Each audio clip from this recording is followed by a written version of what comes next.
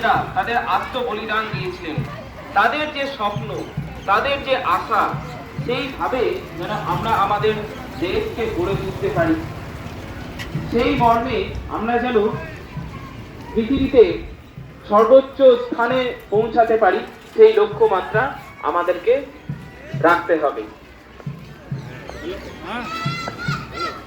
বন্দে মাতরম, জয় হিন্দ, বন্দে মাতরম, জয় হিন্দ। আজ ৭৫তম প্রজাতন্ত্র দিবস উপলক্ষে অ্যাপিক ন্যাশনাল পাবলিক স্কুলের পক্ষ থেকে একটি বিরাট পদযাত্রার আয়োজন করা হয়েছে। এই পদযাত্রা সামনের দিকে এগিয়ে চলেছে।